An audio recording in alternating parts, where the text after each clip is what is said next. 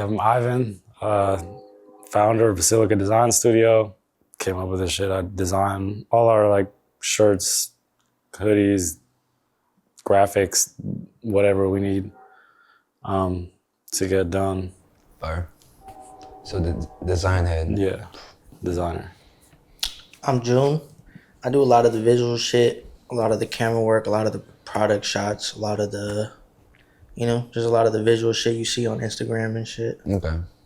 Y'all have like a title for y'all? It's kind of like whatever. I don't know, creative director. Yeah, creative director. Well, like I feel like at this point, like we're still such a small team that like we all wear many hats. Yeah, so it's like kind of hard to pinpoint that. Kind of wherever we fit in type shit. I got you. Okay. How did we get to Basilica? Like, what's the background on your side? How'd you even like arrive there? Yeah, I mean, shit, bro. Like, I feel like a lot of people growing up, you're always like trying to figure out like what you want to be or like what you want to do when you grow up. Like, right, that's like the question. But for me, it was always like a clothing brand. Like, I knew I wanted to do that. Like, it was like one of my first hobbies, like collecting like streetwear brands and stuff. And I really liked the idea of like a collectible being wearable, because like, a lot of stuff you'll just like keep on your shelf or whatever. But like with clothes, like your favorite brands, like pieces you pick up, you could like wear that and like you could like take that everywhere with you, you know? So that form of like art to me was like the most appealing one to me. Like I knew I wanted to do like art or whatever, but like I liked the idea of like the t-shirt as like my canvas instead of like painting or doing anything else. So yeah, I started with the brand and I've been trying to do like the brand like since I was young. So I went through like multiple iterations of it, but it wasn't until like I was a little older that I landed on Basilica. And then I was living in Boston. I just finished design school out there. And I started working for the Figures of Speech exhibit that Virgil was doing at the ICA there at the time. And that opportunity was cool because like I was able to like meet him and like be around him and like how he operated, and I kind of like saw how that whole thing worked and like how like working streetwear at that level, like what it took and how that kind of worked behind the scenes. So from there, he passed and the exhibit kind of phased out, and I moved back to Oakland because I'd been out there for like 5 years at that point. Like I did school out there and like everything. And the East Coast is cool. I feel like I learned a lot out there, and like being in New York and in Boston and stuff, like I was able to kind of see the bigger picture with this, because I feel like it's kind of hard to see that like growing in the Bay Area. Like streetwear was a big thing actually like when I was growing up, but like as I got older it kind of like fizzled out, and it was kind of hard to see or like stay motivated like doing a clothing brand, like trying to get shit up off the ground over here, because it's just when you hit New York, you're like, oh, like this is like universal here, like everybody's like fucking with it on that level. So having that experience out there gave me a better perspective on it, and I feel like motivated me a lot to be like, okay, I can actually do this, you know what I mean?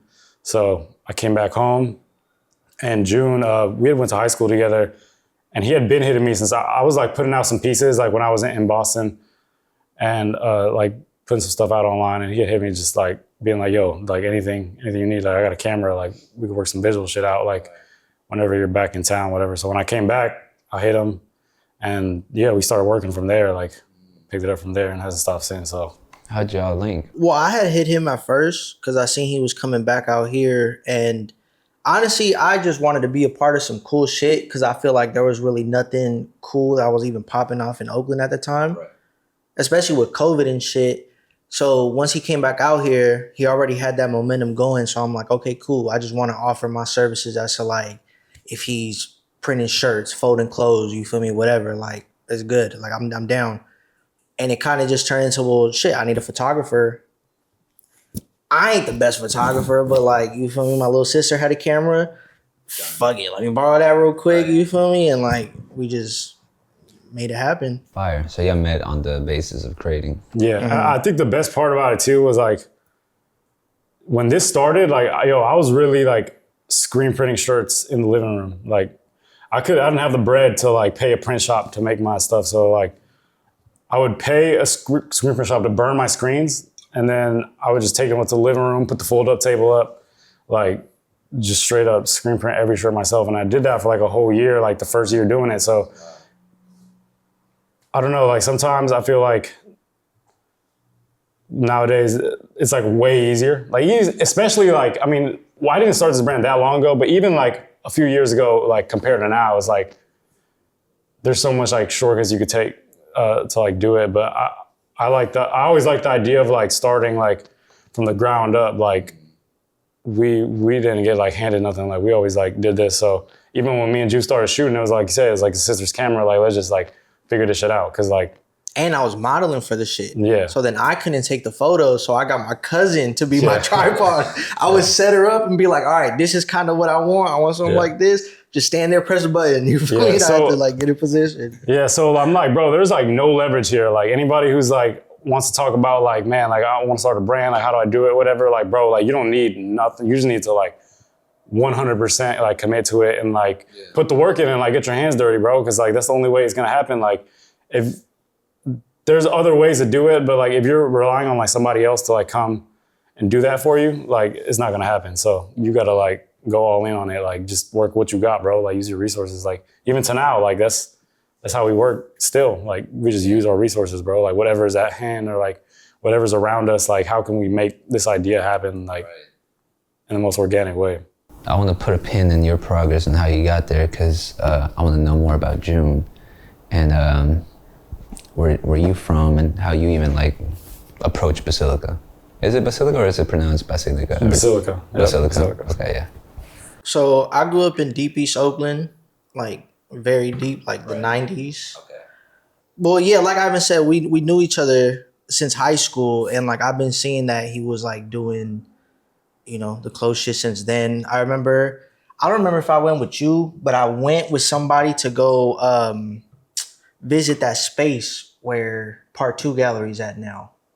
People's Choice. Right? Yeah, that's right. I remember, so he entered at a spot called People's Choice back in the day, like high school internship and shit. And I knew he was always doing that. Like I had old shirts from him like back since high school. So I always knew, okay, damn, I'm into some cool shit, like just like kind of like what, like the pop culture, just the culture of what was going on in like when were we in high school? Like 2013? Man, like, that was like 2013, 2014, just so like, like 2016 culture, type shit. You feel me? Like when A$AP Rocky and all them was out, Yeezys was just popping. And fucking what was them ones? The Turtle Doves. Yeah. Fucking just came out. You feel me? Like streetwear was like at a different peak. Yeah, it was like, at a different level. You feel me? Like with the Pyrex and shit. So what's crazy is Ivan put me on game about a lot of shit because I didn't really understand how deep shit goes. Right. So I'm like, oh damn, it's way bigger than what I really just see on the internet. There's motherfuckers who play a position into this shit. So once I seen how deep he got, I was like, okay, cool. Let me do my digging. And like that's where I kind of like just got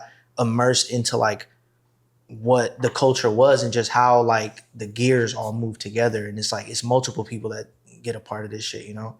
So once I seen he was doing that, bro, I had crazy motion going on in Boston. So I was just like, oh shit, ain't he working with Virgil and like, you know, doing all this shit? Right. I still have some of those pieces that I bought when he was out there. Right. So like still supporting the homies that I knew since high school, even though we really didn't talk a lot like right after that, once he went to college and shit, like we followed each other on Instagram and shit. I always supported him in whatever he did.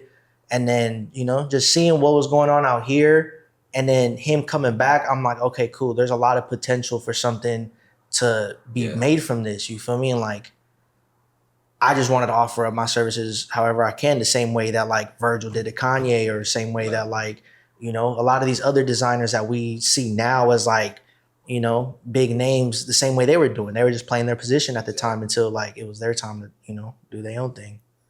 So that's kind of my thing, is I just, man of many hats, man. I just do whatever I can. That's what's up. Back to Virgil. Did you ever have like any interaction with Virgil? Was it like any game he gave you, or was it kind of just like you were just in the space? A lot of it was just like running the pop-up like with the team that we had like during there, because it was like we were working in like the gift shop area of the actual exhibition. So that's where he had all the merch and like all the collectibles and like, yeah, I think that idea of like a gift shop too like inspired me a lot, because it was like I saw the groundwork of it, like how can we like take this exhibition and like merchandise it, like whether it's like through a shirt or a coffee mug or a chair or just like there was all sorts of like stuff. And we got to meet him when we first opened the exhibition, and he like spent some time with the whole team there. And like during that time, like I knew I was going to get a chance to talk to him, right? So I was like, yo, I'm not going to waste a second about this. I already know what I'm going to do. And like I really just started Basilica at that point, like released a couple shirts, and like I brought some to the museum that day, and me and him had just chopped it up for like a minute about what Basilica was and like where I wanted to take it. And I kind of just got some advice from him and on it, and we kind of just talked about like, I noticed it was a lot of him just asking me where I wanted to like take it or what I wanted to do with it specifically. And I think him just like listening and like acknowledging it as if it was already something, you know what I mean? I feel like when he talked to me about Basilica, it was like, this is already something you're already doing, you know what I mean? Like, it doesn't matter if you say you just started or whatever, it's already in the universe. You said it exists, so it exists. And I feel like that's overall one thing I learned from him too, was like, yo, like anything you want to happen, like you can make happen, bro. Like you don't need like all the technical skills of it. I feel like he got criticized a lot sometimes because like there wasn't the technical skills of somebody who had been doing this all their life. And he's like, wait, how is this fool talking about he's DJing and doing art shows and like putting clothes out and like that like umbrella, you know, of like multiple different things. So, you know, I feel like getting that cosign for him kind of like helped me like realize that it didn't matter what level you were at with it. Like you got to take it as seriously as they do. You know what I mean? Like to me, it's just as real as it was for him, like running Louis Vuitton and doing all that shit. So yeah, I definitely like credit him as like being like a big inspiration for like what this was. You know, I think just like growing up in that era of like the streetwear brands with the, and then I feel like the Bay Area too, specifically at that time, like, yeah, like there was the Kanye and Virgils and shit, but there was also like the Black Scale and Pink Dolphin and Diamond Supply and all these brands that were coming out the Bay that had like the shop on Hay Street and had the culture going like worldwide though, you know what I mean? Like outside the Bay Area bubble, like everywhere with it, like the like accessibility of like all different kinds of people being able to relate to the brand and like somehow still tying it back home was like hell inspirational because it was like, yo, like you're taking it to this level and you're still doing it here. And I see the shop in SF, you know what I mean? Like I see it happening like right in front of me, like this could really happen. So I feel like that got lost like as like streetwear moved on and like kind of became this way bigger thing and like started going high fashion with it and like kind of left its roots. And when I came back here, that was like the biggest thing for me. It was like, all right, let me bring it back home, you know what I mean? Let me like root this brand here and like the brand identity here so that when we take it elsewhere, like everybody here still knows what it is, you know what I mean? And when I come back, everybody knows what it is, like, but we're gonna take it like past the bubble, like out of here. I feel like growing up in the Bay too, like you realize like, yeah, it's like this whole culture is like a big bubble, but it has like the influence and reach to like the rest of the culture. It's just like, sometimes it's like hard to get that acknowledgement, right? So like, shit, bro, we at that door right there. Like we doing this shit at the highest level. Y'all gonna respect it for what it is. And like, it's still Oakland, like at the end of the day, you know? So yeah. That's real. I remember when we interviewed Mace, he had said some shit about, you know, like the Bay is like, has inspired damn near everything, you know? Mm-hmm.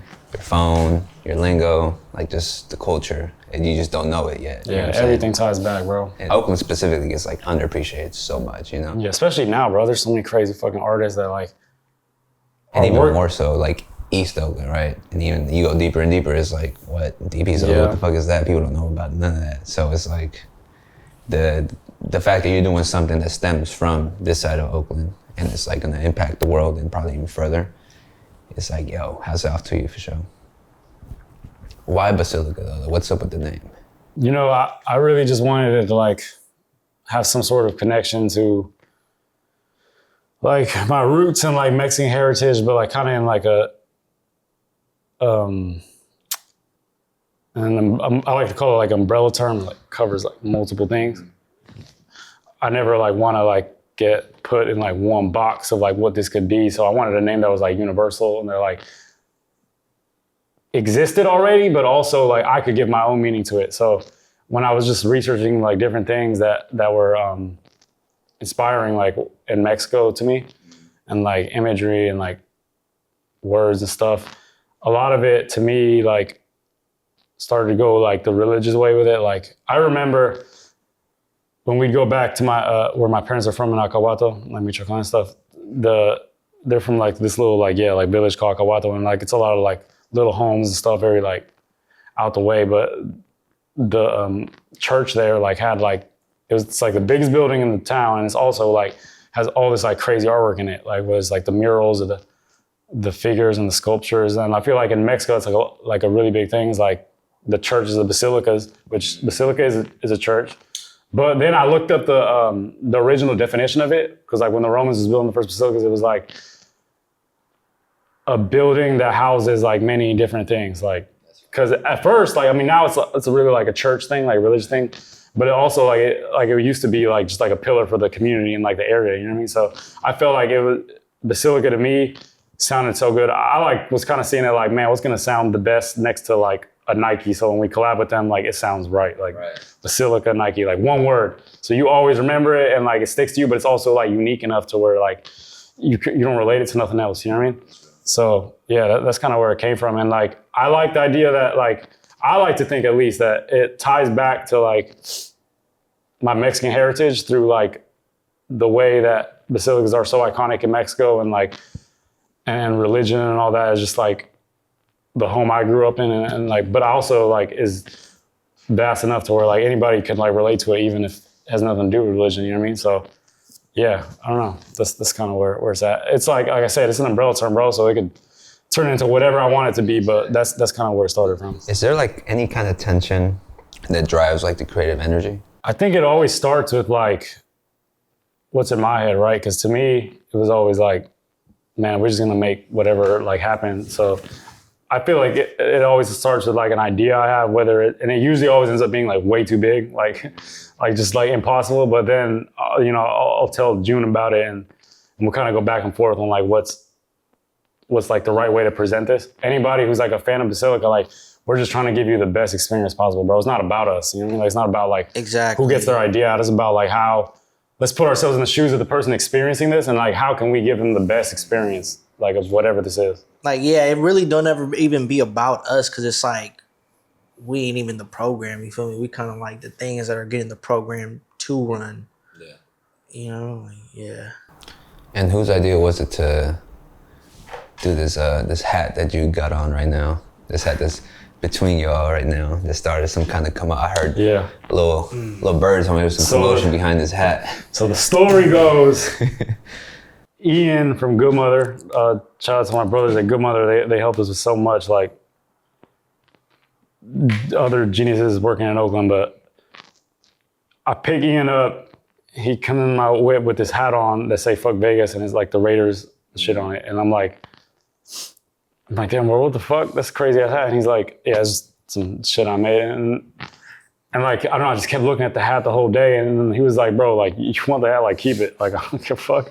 So he gives it to me, and I'm like looking at this hat. I show it to everybody. I'm like showing it to everybody. I'm like, yo, like, this is crazy. This is literally like Oakland in a hat. Like, the emotion of Oakland. I feel like Oakland right now is like, it's a very frustrating place to be from, because there's so much like that you can hate about it being from here, and so much you can love about it being from here. And like, I don't give a fuck what nobody that's not from here thinks about it, right? It's like everybody from here is like knows that it's a very frustrating experience, because like shit like sports teams leaving happens, and then you look around. I mean, like crime in the city is crazy. Like we got no bread. Like okay, kind of makes sense y'all leave, but also like the reason y'all are even able to like operate with the culture y'all do like in the sports is because the culture that was built here, specifically like at Raiders games, at A's games, at the Oracle. So like.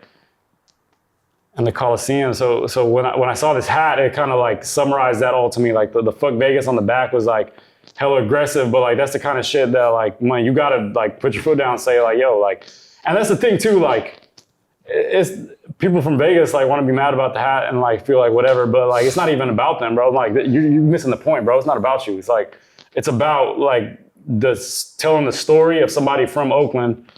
And like having this frustration inside of you where you're like, man, like it sucks that the teams I grew up with are leaving, but also like I'm gonna rep this shit to the death because we made y'all, you know what I mean? So let's keep the old Oakland culture alive. And like that's what it is, bro. So like the vintage, because it looks like a vintage Raiders hat at one point when you turn around and it's like say fuck Vegas on it, and you're like, what the fuck is going on here? But like, bro, it's really not a Raiders hat or an A's hat or a Vegas hat or nothing. It's an Oakland hat. It's like an Oakland hat, bro. Like it summarizes all that. I feel like Basilica to me, like whenever I put out a piece of clothing, like I want you to feel like you're like making a statement with it, whether it's like the conversation starter of somebody that like sees you wearing it and is like, oh, I've been to one of their parties, or like somebody that's just like at a bar and sees you wearing the fuck Vegas, they're like, what? And then they see the front, they're like, oh, like that's funny. You know what I mean? Like getting an emotional reaction out of somebody for just like something you're wearing, I feel like makes the clothing like way more valuable and like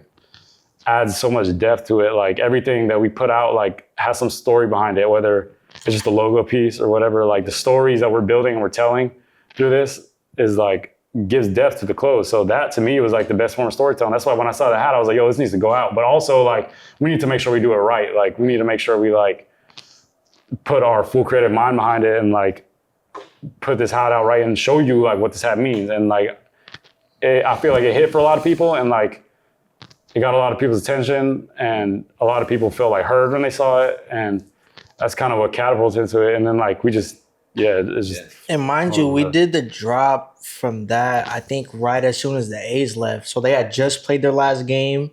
Right. We did a whole shoot. Like literally we went after the very last game, and we did a shoot in the tunnel with all the shit just scattered on the floor. Like it was still a mess from the day before, you know? So it was crazy to like us do that, and it like, you know, means so much to us on the last day, you know. And bro, I don't know if we're even getting into like how all that shit really just got erased, but you know, there's a lot of thought and like a lot of emotion that got put into this shit. Like we done did commercials, photo shoots, like a whole bunch of different shit. And like, yeah, bro. And that was like also a very special one for us, because it's like we gotta like take the hat on the grass. It's like bootleg hat, you know, and kind of like put it on the grass where it all started. And I put that up, and yeah, our whole page got like rated immediately. Mind you, we had been putting out content for this hat for like a year at that point. But I had a really hard time like making it accessible for everyone, because when we put it up, we'd sell so many that I had to like cut it off, because I'd be like, yo, we can't handle like creating this much inventory at once without having people wait for like hella long. So I finally got the inventory right, and I was like, okay, it's time to take it to the Coliseum, and the homie helped make it happen. And then once we did that, yeah, like the NFL and Meta like rated our page and like took it down on some copyright strike stuff, which like, yes, like it's a bootleg hat, bro. Like I get it, like I understand, but also like at that point, like the story we were telling is like way more important than that. So it was more about that to me, like more about just like losing like all the work we had done to like tell that story. And now like we got all these hats, but like all the storytelling we built up for it is gone. So like where do we go from here? But so I don't know, man. Like sometimes like I said, like the universe puts stuff into place for us. So I'm not really tripping about it, you know? Like I know what this hat means, and like anybody who sees it still is like yeah, I've just been like really trying to figure out like where we're gonna go with it. I'm damn near thinking about like riding around with a truck on it and just throwing it out for everybody. Like, yo, like take these, bro. Like we throwing them out. Like right. I'm just trying to get these to the people, because like I said, it's more about the story at this point. Like we did all the commercials and like sold a bunch of hats. Like it's fine, like bro. Like so like I said, we're a clothing brand. We keep putting shit out. Like, but there was a certain way that I saw that people felt about this hat that like we had never seen before with like anything we had made. It was like people would be like in the comments just like angry at us like about it, like motherfuckers from Vegas just being like, yo, fuck y'all too, like it's y'all fault, y'all lost the team. And then we got people from Oakland hitting them back like, man, fuck y'all, like the reason these teams is even cool is because of us, like what the fuck y'all talking about, like Vegas. But yeah, this whole back and forth that's going on in the comments is like beautiful to me, because it's like, yo, like the conversations y'all are having in here is like, whether y'all are arguing or telling each other fuck you about it, like that's beautiful, bro. Like I want that, like, you know, I want these conversations to happen, and like it's like funny and it's like entertaining, and like this is, bro, this is what this is. Like we're giving you an experience, you know, like you don't come to our pay, like bro, like there's so many brands, right, that are making like fire shit right now, that like making fire shit as a clothing brand right now is like the least of our concerns. Like that's been taken care of. We're gonna do it better than everybody else, but still like we're gonna make sure that when we put out these pieces, there's an experience that comes with it, whether it's like a pop-up, a event, a party, like a commercial, the way we roll it out, like we treat these like a album, bro. Like a music artist will like put out for an album, they'll do like a single and like a music video and like a rollout and an in-person campaign, like flyers on the wall. Like that's how serious we taking it, bro. Like we taking it there. Like that's how we rolling stuff out. The story that you told and the emotion that you evoked out of this hat, it damn near like just confirmed like the NFL's position on everything, right? It's like, we don't give a fuck about you. It's business, bro. It's about standing in the mess and still being like, man, fuck y'all, we still balling. You know what I mean? Like, this still like the freshest city in the Bay. Like, we still like influencing culture like that. Like, all y'all still looking to us. Like, Oakland, man, like, is a special place, and it will always like be a special place. And like the culture will always like be influenced from it. And like, I don't know, it's like a thing too, like, people want to talk about the Bay Area or whatever, but when you say Oakland specifically, like everybody knows what it is. Cause like, it's Oakland, bro. It's like, that's where the culture is right now. It's like, so being here, like to me, and like being surrounded by it and being in it every day, it was like, man, like this hat is kind of like being like, fuck you, to get your attention so that you look here and you see what we got going on for real. Cause like, y'all want to talk about some sports teams, like cool, but like, no, like we really want to highlight like what's going on here. Like past the sports teams, like the Roots, like taking over the Coliseum and like taking it out the mud with it like that. Like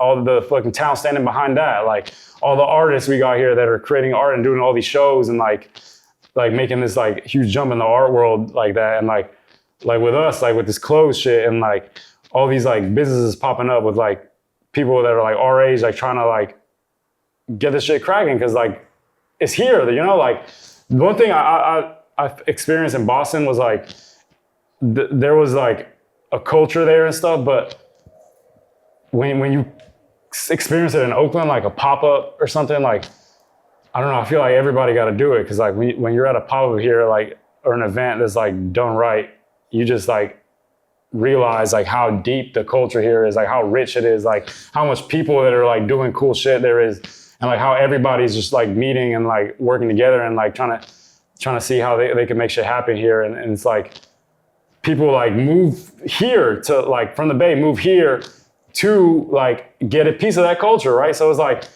that's cool, but like, then I notice a lot, it's like, man, like we got this culture here, but then like, when we try to take it outside, like boom, you hit the wall. Like people from the outside in like LA, New York, the culture, what you call it, like they don't really want to give us that props. Cause it's like, all right, like y'all like hyphy, cool.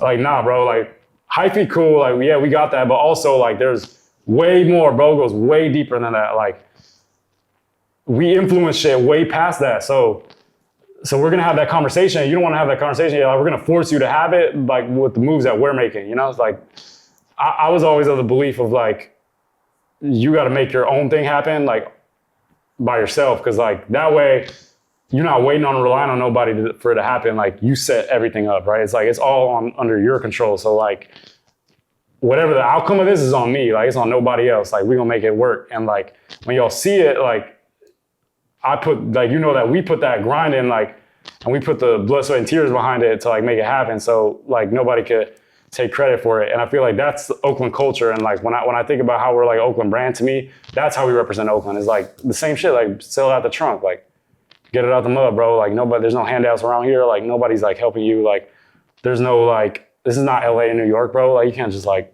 hop on whatever. Shit doesn't happen as fast out here, but the culture's just as like strong. So yeah.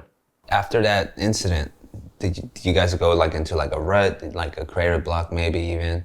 If you did, like, did that kind of like fuel you? We got right back in the war room. Literally, as soon as all that shit happened, we linked up in the studio. It was like, all right, what we gonna do? Yeah, what we gonna do? Well, our first idea was like, let's blur it out and put it up again. And we did exactly that, but we blurred it out. We pixelated the hat. We put it up, same thing. And it was going crazy again. It was like, because everybody knew what it was, you know what I mean? But shit got taken down the next day immediately. So I was like, okay, they're not fucking with it at all, right? So like, fuck it, bro. Like, we just go move on to the next thing and like reconvene and like figure this out later. Bro, there is no rut to us because like it doesn't stop. Like I said, like you want to stop the hat, okay? Like we'll come with the party or we'll come with the next drop or we'll come like not gonna like stay here like sitting on like one idea, you know what I mean? It's, like at this point, like once our ideas are out, like they're already living. Because that's not the bootleg. That's not even the core of you, anyways. Yeah. That's just like we just do that for the people. Like let's just get it out to show something. Because the core of Basilica is way deeper than that, right? It's like we're rocking, right? It's new pieces. It's the inside out jersey, right? What is the idea or the process behind like getting these ideas? You guys obviously aren't trying to be like what's popping, you know? You're kind of just trying to like set something new almost. Like, is there something that feeds that to you? Does it come out of the conversations you have when you're bleezy up? How do you? Ideas I feel like stem from our childhood as well. Like what we grew up on, what we grew up seeing that was like popping at the time. Cause mind you, when we were kids, streetwear was way different. Like that whole culture was different. You really had to pull up to the store to buy a shirt. You know, like you really had to be there. There was like, you know, like I remember being a kid and seeing like everything that was going on in like Fairfax and Melrose and being like, damn, I wish I could have something like that out here.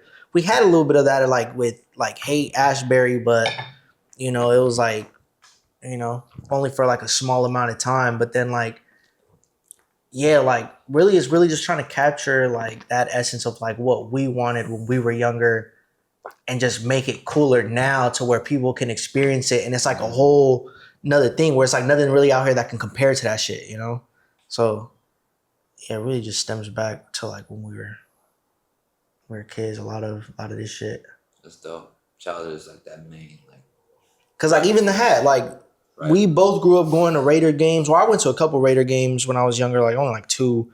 But just seeing like the tailgate and what that was, like that's why this hat meant so much to me. Cause like, you know, my uncles were like obsessed with this shit when I was younger. Like it was embedded in me. Like you a Raiders fan if you from out here, you know, that's the team we go for, no matter how much they suck. But you know, to me, bro, it really boils down to taste. Like, who are the real tastemakers out here right now? Like, what, like, who has like the taste to like keep it at that level? Like, because it's very easy to like lose that and like kind of just like put whatever out or like just like add content to the algorithm or like put out clothing like to make some bread. Like, but yeah, it's like taste, bro. Like we grew up with a certain taste of things that we liked.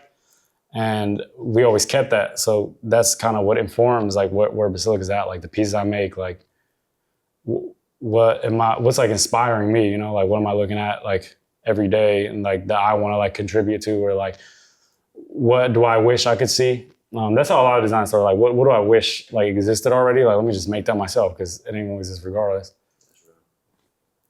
Whenever when you guys see somebody wearing, you know, Basilica out in public, is there something you guys hope that they feel or they communicate to others? When I see somebody out in Basilica, I really already feel like I won, because like for you to even have that piece means that you already like experienced something of what we put out to you. You know, like you buying that shirt like means that you saw like what we put out with it and like experience. Like I said, we roll everything out like strategically. So like by the time you're already getting the shirt at your doorstep, bro, like you already experienced the rollout, whatever that is, like which made you want to buy it in the first place. So by the time I'm seeing somebody out in public with it, like that's all I need, bro. Like a lot of times I don't even go up to people because like I said, it's not about me, bro. Like it's not about us. Like it's about like just you getting that experience, like as somebody, especially around here, right? It's like somebody from Oakland. Like I'm just glad to have given you that experience, bro. Like the same experience that we grew up with, like with brands we liked or like stuff we liked that was cool. Like just getting that experience, whether it was like going to the pop-up and getting it there, or like getting the drop, like getting it on the drop date before it sold out, or like getting it and like waiting a fucking month before that shit showed up at your door, which I'm sorry it takes that long sometimes, but because it's 4 of us, and like I said, bro, like it takes a while for greatness to happen, but you investing in the future because we're gonna fix that, I promise. But yeah, like, but that's all part of the experience, right, bro? Like sometimes like the brand takes a minute to get it to you, but like, you know you're gonna get it with us, right? Because it's like I said, like we're building like a community here, and like community is such a burnt out word because like everybody just wants to talk about they're building a community, but like yeah.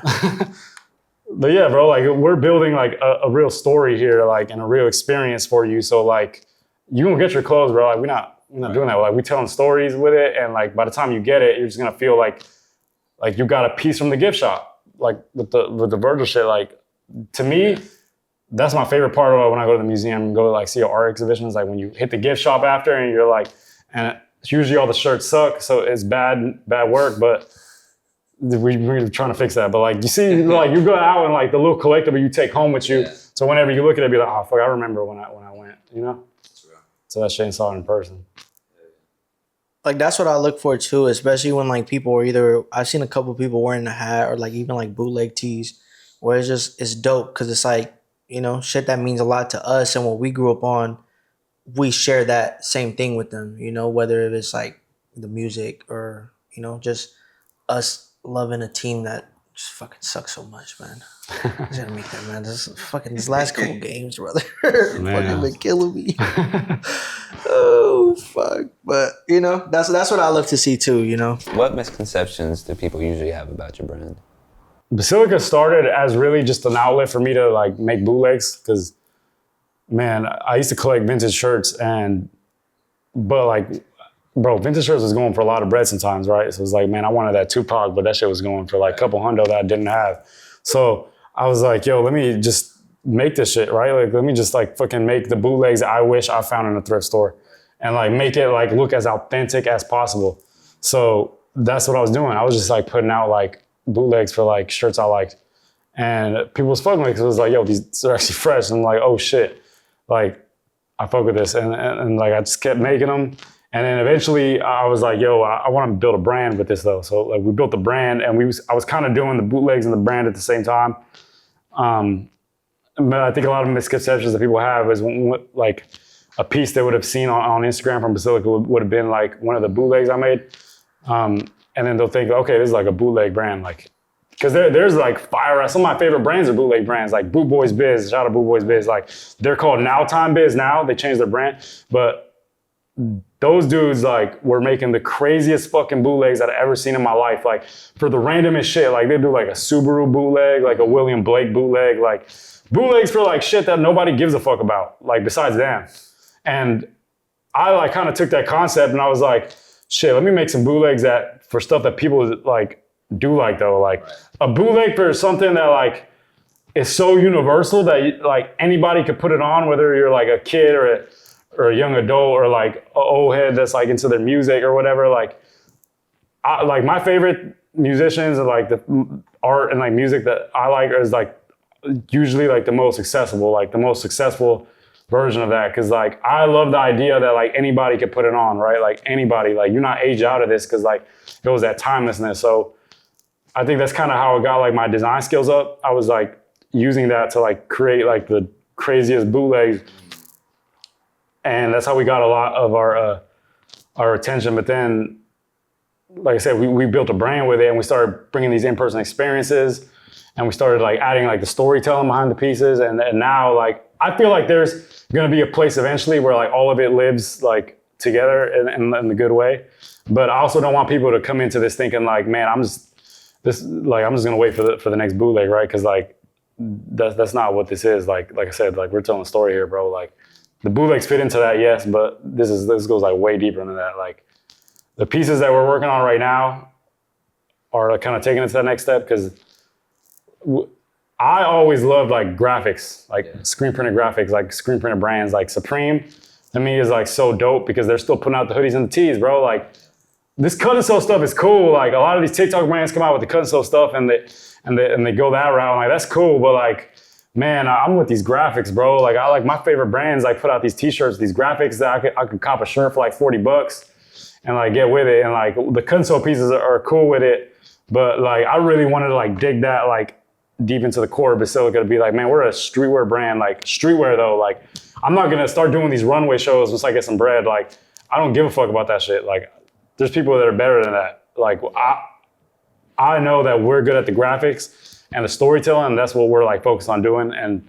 But like still, like we don't come crazy with these cut and sew pieces. You've seen the reversible jersey. Like the next step of Basilica to me is like bringing the quality and then the creativity to the next level, like with like cut and sew garments that we created from scratch, and kind of adding that to like the library stuff that we do. You feel like 10 years from now, you'll still be doing bootlegs or? I'm kind of at the point right now where I'm kind of over it, like, but the designs are gonna keep coming, but like I wanna work with these estates and like get these licensing like things right. Shout out to my brother Mega at Black Scale. He's really helped me a lot. I've been working with him to past few years, and he's kind of been showing me the ropes.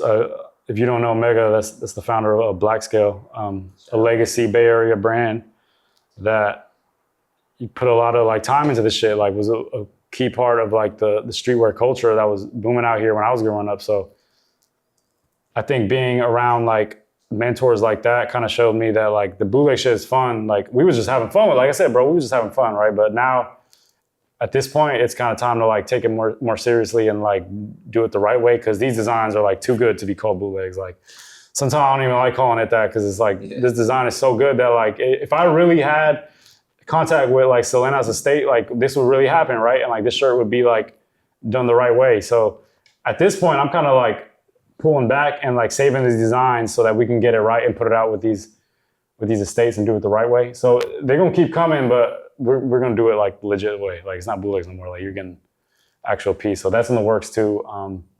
So yeah, like shit, it's gonna keep coming, but it's not bootleg no more. Like it's real deal. Like we done fucking around. Like it was cool, but like I said, like we're at the next level with it now. Like we put in too much work for this shit to be called a bootleg. I think one thing that I liked a lot when we started working with you was like you was talking about earlier, the East Oakland thing. Like, Basilica is an Oakland brand, yes, but it's like an East Oakland brand. And like we Mexicans from East Oakland, with like, there's like a specific community to me that I grew up in that was like being Mexican and being from the East. Like we all kind of had the universal experience that we all shared up until we got a little older and like went our different ways, whether it was like going to school, like getting a job, whatever. But growing up, we all had like kind of like the same universal experience you get being from the East. So to me, when I was growing up, all the shit I was a fan of, like I could have never imagined like something coming out the East and like having that reach. So to me, I really wanted to like drill that in and like be like, yo, this is an East Oakland brand. We're Mexican. We came up out here. Like we were born and raised out here. There was no like handouts for it. There was no like person that we knew that like made this happen. There was like no investors. There was nothing. Like we just wanted to do this shit and we made it happen. So I think when I met you and I figured out you were from here too, like that's why I was like, all right, cool. Like we're gonna do this podcast because like you know what it is. You know what I mean? Like this East Oakland shit, like we all had that same experience and like we're all like pushing towards the same goal of like putting out like the highest level of like whatever it is, like content, film, clothes, streetwear, art, like, but keeping that perspective from where we're from and like making sure that like kids is coming up out here sharing that experience, the same experiences we went through, whether it's like the highs and lows with it. Cause man, growing up out here, you get a lot of highs and lows with it. Like you really see every angle of it.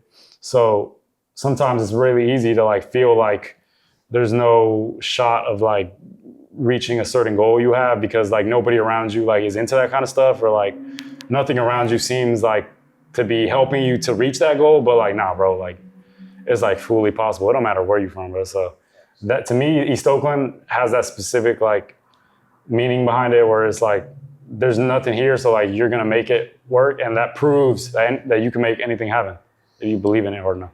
Like I hear a lot of people say like, if you make it in New York, you can make it anywhere. But it's like, New York has a lot.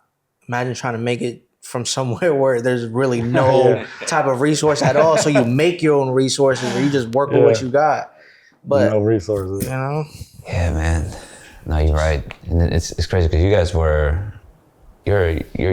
younger and you guys came up at a different time. So like I was at the point where like it was like, you know, it's so cutthroat to get in any place. You know, like I started doing film and, you know, film is like when I was learning about film, like I was like, oh, this is like, when I really learned why film was a thing, I'm like, damn, bro, this is like where like rich people throw their kids because they don't know what they're doing with their life. Like just go to film school. But it's like film school costs a lot. I'm like, bro, nobody can afford that shit. Mm-hmm. And you're right. Like once you come from Oakland, you learn like, all right, I need to figure this out. Like I have no other option. And here we are, man. No. Bunch of East Oakland cats. Exactly. Yeah, but what's dope is like, bro, you like I've told you before, you really got some hits under your belt. So that's why whenever I started looking into Yo's work and I'm like, I see who you've done videos for, I'm like, oh, the shit I was getting jiggy to when I was younger, you feel me? You was doing the video behind that. So it's like, yeah, bro, like just whatever your resources are, whoever you know, all your homies or whatever that are just doing cool shit. You know, if you could just offer your resources and your expertise, like yours with the camera, you know, just apply something to like just visually to some music. You know, it adds a lot because like I said, the work you did gave a lot to a generation, especially like mine, where we used to play that song a lot. And I used to see that video, and now that I'm seeing the guy who recorded it, it's like, whoa, it's crazy. Right. You know? That's hella funny. that was a crazy video, man. We talking about that, what's that song? All Black Canadian Goose. Yeah. That was a funny video, actually, because the story behind that video was they had shot that video already. Oh, and, shit. Yeah, and they shot it in Tahoe, I think, right? So it had the whole, he had the Canada Goose on, like, it was really during the snow and shit, but like the video was just not, it wasn't it, like the manager didn't like it, artist was like, bro, can you please do something and like sauce it up? I'm like, I can't, bro. Like I could probably do this, that, maybe I could, like, that's what it is, man. Like, you can't do much about it. The AI wasn't a thing back then. I can just throw it in there and make it redo something, I'm like, it's chopped, bro. And then I was like, you know what? Let's shoot it again. He's like, nah, man, it's too much. I'm like, we shoot it right now, bro. Like, take an hour. And they're like, word? I'm like, yeah, bro, it's 7 o'clock. We shoot this motherfucker. He's like, all right, let's make some calls. Made some calls. Went to the block over on on International and 23rd. The 22nd, right? Like right by the taco truck? Yeah, because I know exactly what corner that was. Right up the street from the taco truck was that Sinaloa? Sinaloa. Yep. Yep, right there. Had everybody in that motherfucker just bam. It was like a hood video, but it was so last minute. Shot that, went to another side. It's like just super quick, done. And then probably like I edited it the next day and then did it and then sent it to him. He's like, what the fuck is this? I'm like, it's done, bro. Like that's how I used to work. I would like shoot the video one night, send it to them in the morning. They're like, what? I'm like, why would I wait, bro? I need to give you this video, And I stopped doing it because like I felt like people underappreciate it and they were like, and they would expect it again. And I'm like, well, basically I'll give you this, but it's like, where's the give back now, you know what I'm saying? Right. And I realized like a lot of people weren't doing that as much. Not that Black didn't do that, but it was more of like other people. Like I would do it so often and people would just expect it. Like, oh yeah, you can do the 24-hour turnaround. And I'm like, I mean, I can always do that, but it's like, I also need to sit down and breathe and like appreciate myself, man. I was way younger, bro. I was like, 20, 21, like really trying to get it, so.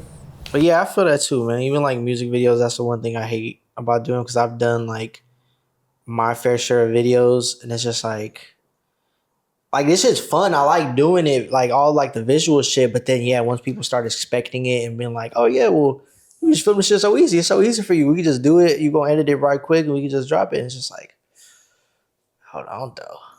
Like, what? Yeah, exactly. I used to love watching music videos. I would just love how people could like tell like a different story with it. Right. And at some point I'm just like, I just don't care no more about them, I thought they were the coolest shit in the world. Especially because, when I grew up, like watching like BET or MTV, music videos on full rotation. So you watch like Eminem, Stan, you watch Michael Jackson's, like Billie Jean, like all these big ass videos. I'm like, damn, what the fuck is y'all doing? It's like a real movie that's being told. Right. And they're shooting on movie cameras. And now like you can shoot it on your iPhone and shit. Not that it takes away from it, but like, film just had a different vibe to it. Mm-hmm. It had life. Now it's just super digital, so it just becomes very like ones, zeros and ones. Right. And there's not enough that keeps me engaged anymore. I'm just like, I'm cool. So, when I see a brand like Basilica, it's nice to be able to like capture that in a different way too. Like, I gotten over the idea of like perfectionism or like trying to be the dopest the dopest of the dope. Like I'm better than this person, better than that. I'm like, bro, I'm about to capture this like as best as I can because I've been through it, but I'm not finna overthink the little things. Like I want to capture the real raw feeling of it, So now I'm like on that hype. I'm like, I don't even think it's hype. I think I'm just on that wave length. It's not hype yet. Some of the best advice we ever got was from Dage, though. He was like, right when we got our first shop, I remember he told us like, yo, like, you guys are like the story. Like you guys are like what everyone see. Like it don't feel like that, but like just let June film everything. Like everything. Like that's what people want to see. Like even if it doesn't feel like it right away, like you said, like it's not about like, getting like the most aesthetic video out, like the craziest edited like lookbook or commercial. Like maybe that's how it was back in the day, but nowadays like nobody cares about that. Like everybody just wants to see like the real. Like that's why like TikTok be taking off so much with brands because you really just get like the real, bro. Like I'm gonna just set the phone up and like talk to y'all. Like that's what resonates to a lot of people now because it's like very relatable. So I feel like that's kind of become the way to do it.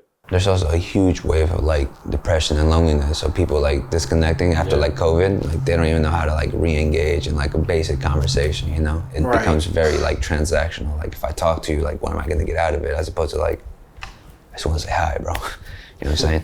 The crazy thing that I learned was like humans are very, their life expectancy is like tied very closely to like how social they are. So if you don't talk a lot to people, bro, like you might, go under like quicker. So it's like conversations like this, conversations just in general, saying hi to people and just being in that commune, like it's super important, bro. And when I learned that, I'm like, damn, I just gotta talk to people, bro. As much as I used to not to, I used to be like, I don't fuck with nobody, bro. You know what I'm saying? And then and then I'm like, you know what? Fuck, I gotta find a way to you'll find people that like you fuck with, you know what I'm saying? It's just natural and shit. I would never go out my way to like talk to somebody who's like super pretentious or whatever, like I'm not looking for that. If I saw him to be in the space, like of course I'll push it, I'm like, let's see what bro has to say. It's like as a experiment per se. What's funny is I was never really like that when I was younger too. Like I was kind of like, I don't go fuck. But there was a time when I was like 18 where I was doing loss prevention in San Francisco. So I was just standing in front of the store all day and I would just talk to random people. There's sometimes like old people would just walk in and just spark up a conversation. Yeah.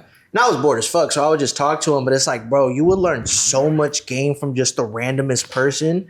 There was so many times where I would just have like a long, like 2-hour conversation with somebody and then they'll walk away and I'm just like, damn, what the fuck were they? Like I got a lot from that conversation and now they just gone and like, but it's just like the takeaway from it where, you could really learn a lot from somebody else's experience and just take whatever game it is that they give you. Cause bro, people drop a lot of gems. It's just kind of like, sometimes people just want that conversation. And once you get them going, they just go and just start dropping them. And it's just like, oh shit. Yeah. It's years worth of game that probably took them 10 years to understand that you could just learn in like a 2-hour conversation. Yeah, one thing I've been up on recently is having like universal asks. So usually like, there's always asks that I have. And then like, I realized that like through talking to other people, like those answers would come through other people or like through other, like just other different channels. And it's like, you just have to be very like, observant and aware, like where they come from, because they come from anywhere. And it's like, okay. It's like you gotta pay attention to detail. Cause it's like, it won't be blatant to you like, oh, this is the game or whatever. It's just gonna be there and you just gotta, that makes sense. You gotta put the pieces together. You feel me? Like it's just all there and then just a little mental work. You gotta think about it a little bit. But yeah, bro, I love that. I love talking to old people, like, especially at the bar, bro. You'll be talking like, I don't know if you ever been at the bar, just random conversation with somebody that's just chilling there. Well, that should be cool. Yeah, I think I met somebody recently at this spot. I think it was at a hotel bar. I was working and I just came up to like drop off my water glass. And you know how natural that kind of happens. You drop something off, you turn and then they turn and it's like, yo, what's up? And then it just like kind of naturally happens. I'm like, oh shit, you know this, you know that? And then I damn near had met somebody that I didn't think I didn't remember them at first, but they remember me. And that was crazy to me because I usually am the person where it's like, oh, you don't remember me? Like I'm this and that, but it happened to me. I'm like, what? And slowly but surely, I'm like, damn, you know like half of the people I know in my life. And funny enough, we never met each other too. It's like, but she knew me through like my Instagram stories, through like my work and shit. I'm like, that's crazy as fuck. It's like, she felt that she knew me that way, but I was like, I never met her before. Right. Like we never had no interaction, but it's like, you know a lot about me, that's it. That shit was scary. It was kind of scary. Cause like I have a lot of, like I work with a wine influencer and we always talk about like the dangers of like posting your location like on the spot. Cause I usually travel a lot for shit. Mm-hmm. So one time we were somewhere in Santa Rosa and I put where we were and somebody like had messaged him and were like, hey, are you in Santa Rosa right now? And doesn't even follow me, but like just knew that we worked together. So she investigated my shit and was like basically stalking him through me. because Damn. he blocked her. So like she was watching my stories. It's like, are you in Santa Rosa? And she hit him through like a burner account. I'm like, yo, this is wild. Like, so I started being a little more cautious about shit like that. Like we grew up in the era of like YouTube and MySpace and Facebook and shit. It was just simple back then. Like everybody just knew each other. Like it was just always on some cool shit. Now it's like very. Did you have your friends on your top 5, or did you like randomly have like fucking T-Pain or somebody, you know what I'm saying? You know, you could like put like a celebrity at some point. Fuck, I don't even remember. My pops didn't let me have a computer at that age, bro. I didn't have no MySpace. My first social media experience was Facebook. Okay. That's what we was on, like Facebook. Damn, Facebook was like so boring too. I had a MySpace. Yeah, me and Facebook all my cousins had MySpace. Yeah. They're the ones that taught me coding and shit. Like that time when like motherfuckers early on, you getting onto like the back end of a website to put some code in real quick, and then you get like some fucking crazy ass background that moves and does like all crazy. Like, bro, social media had so much character back then that like now you just don't even got that. Yeah, you were really like coding your own little website back then, which is crazy. Yeah, bro.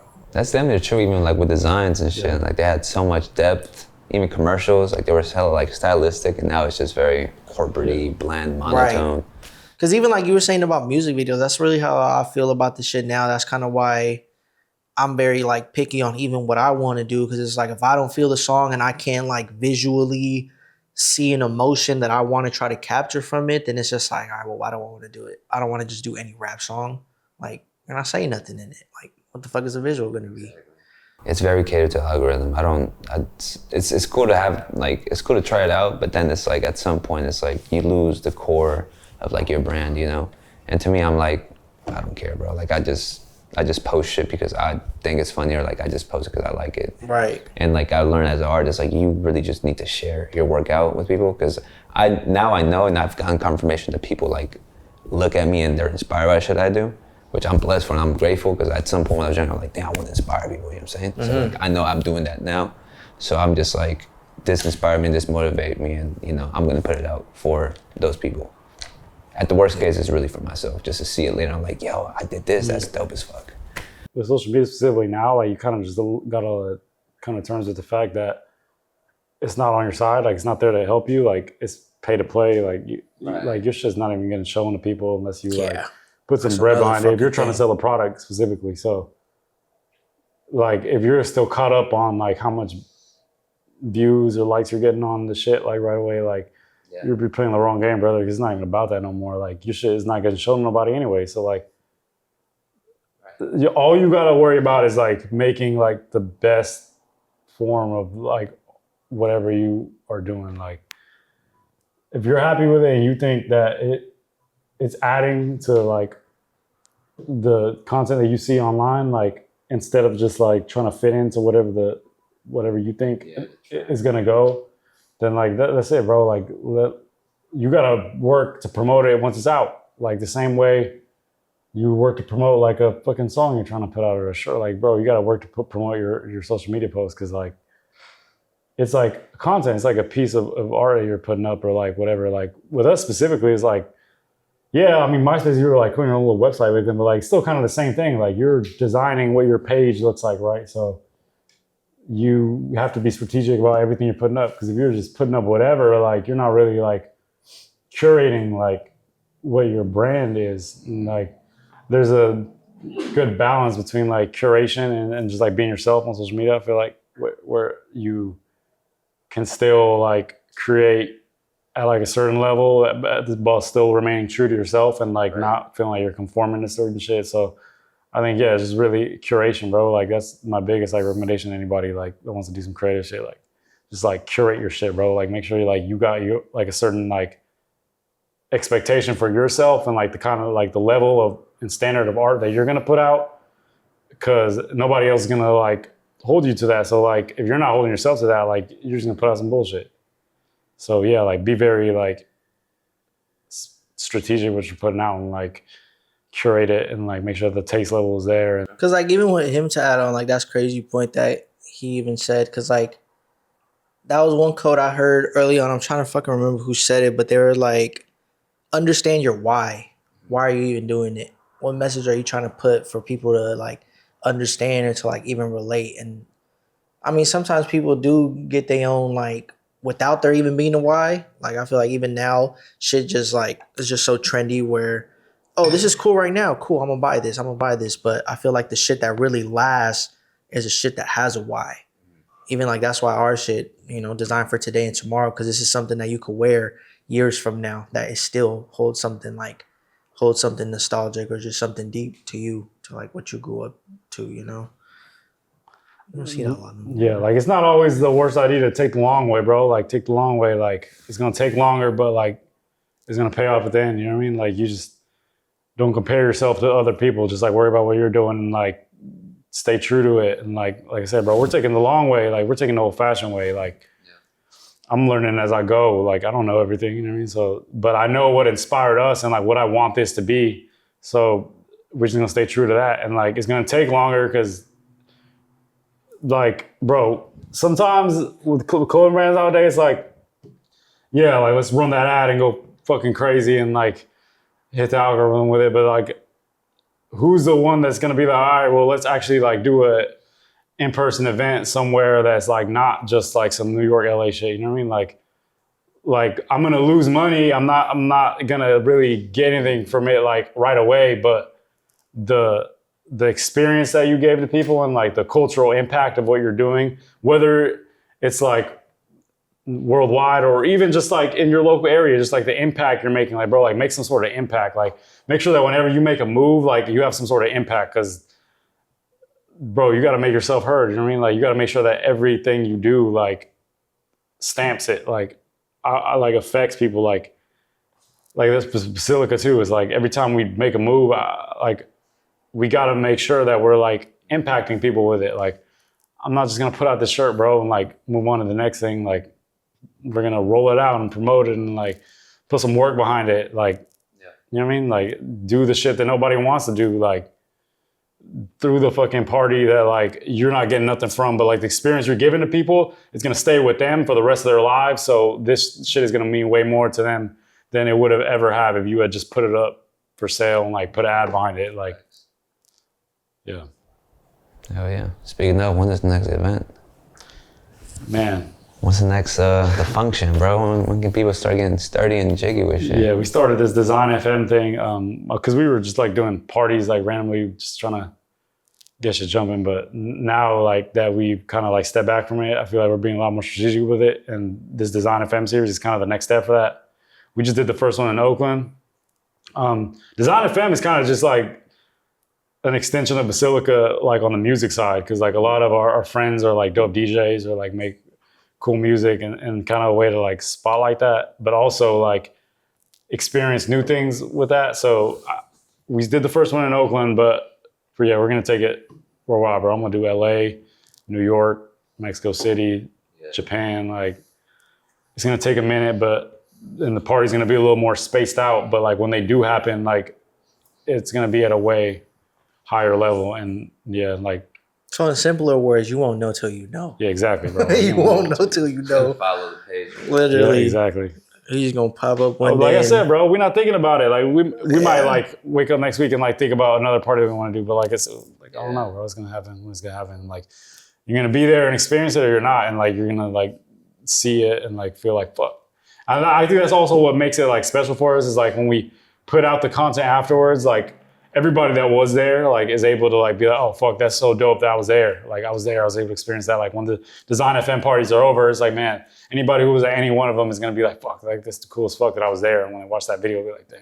But anybody who wasn't there will still see it and feel like you kind of get that feeling too, like, damn, this shit is some special shit. Like let me make sure that like whenever something else happens from Basilica, like it's gonna be like something serious.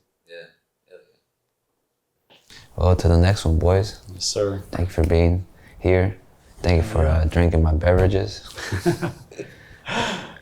Appreciate you for having them, man. This is dope. Never had an interview before, so this is cool. Yeah, this is the first Basilica interviews, and like we might not have another one for a minute. So yeah, we're literally our first interview was we interviewed ourselves.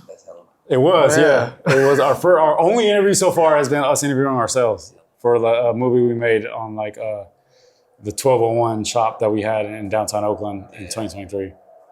But yeah, like I said, bro, like sometimes like to me, the best storytelling like kind of speaks for itself. Like you don't have somebody like explaining it to you, you know? Like, so that's why like it's been very like these past few years that we've been doing this, it's kind of just like let the work speak for itself. Like I said, it's not about us. But yeah, sometimes you gotta let motherfuckers know, like with this hat specifically, Yeah, right. this is like a very special hat to us and like means a lot to us. And you know, it was like a very integral part to this brand.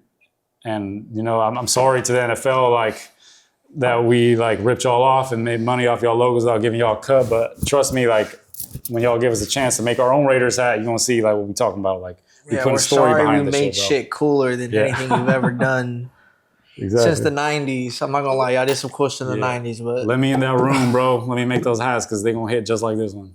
This shit's tough. I can keep this? Yeah, bro. It's you. I don't think I ever wore what kind of stuff is this? This is the like a snapback, right? Like a mid-profile snapback. Like the old 90s ones used to be like that. It's like nowadays, like all the crowns are like higher. They are, yeah. It's like the same, like mid-crown. We just try to, like I said, bro, we just trying to keep it like as authentic as possible to like the vintage experience. Because like that's the shit that we be wearing, like for real. Like shit we find in the thrift or like shit that I just like find on eBay that like has a meaning behind it. It's like some vintage Raider shit or some vintage like music shit. Like fire. Yeah. Yeah, man, we done. Thank you. hell yeah. Cut these cameras, man. Cut. Shop now at BASILICADesign.com. Follow us at Basilica Design Studio. And yeah, if y'all want this hat, y'all might just catch us driving down East Oakland, just throw them out the trunk because we don't know what to do with them. Yep.